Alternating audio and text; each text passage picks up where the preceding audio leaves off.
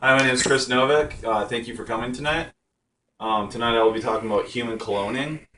I will be talking about the people, the founders behind it, uh, what we can do as citizens to vote against it, and also the future repercussions if it was to go widespread.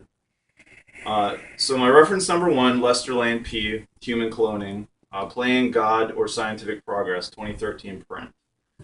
It talks about the cloning of plants. Cloning has been around for hundreds, thousands of years, especially cloning plants.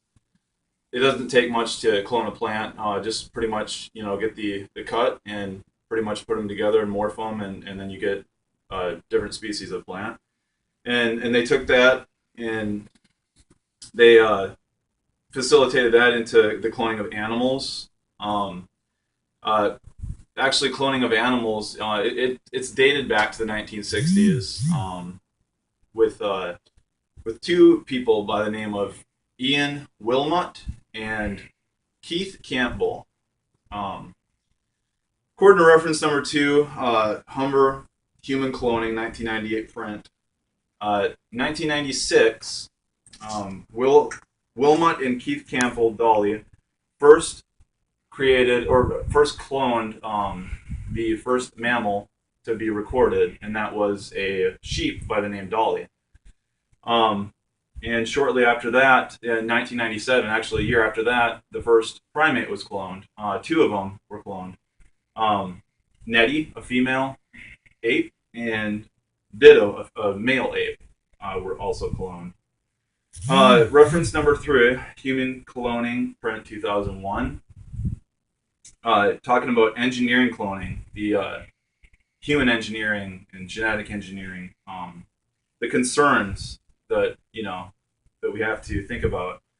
Uh, One is human spare parts.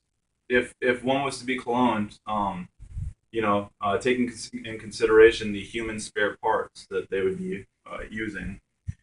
Human clones in our wars for using them as soldiers, um, not feeling part of society, and selection between genetic characteristics. It would be like going into a store and picking out what characteristics you want for your child, and it would no longer be a surprise, what you get during birth. Um, Everyone should know exactly what cloning consists of. It's a major trial and error period. The high risk for abnormalities and disabilities and even death are very high. According to reference number four, Cole Turner Rowland, Human Cloning, Religious Responses, 1997 print. Um, is it morally right? Where does a clone go once it dies, once it passes on? Um, if we don't address this problem, the future may suffer because of it. Uh, and reference number five, Johnson Judith A., Washington Congressional Research Service, 2002 print. The death of fetuses before birth are actually 10 times higher than natural reproduction.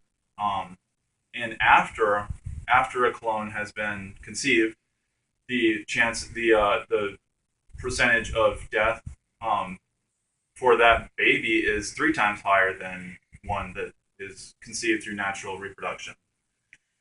Reference number six, Macintosh Mary, Human Cloning, Four Fallacies and Their Legal Consequences, 2003 print. Most cloned animals die in the womb. They also seem to develop fatal defects such as heart, lungs, kidney, brain, and immune problems. So if a human clone does survive and is conceived, it's high chances that it will be, it will have a disability. Um, the repercussions of our future, if we do not take care of this, would be death could not take its natural course, because when one child, dies, a family would just go down and pretty much just clone that child again. Overpopulation would, of course, occur. Segregation, experiments, and not to mention, what if we fell in love with a clone? How would we ever know? How would we know, um, the differences? So this is my visual aid right here on the process of cloning. And I challenge you to go to www.com/cloning+against to vote against this. And this concludes my speech. Thank you very much.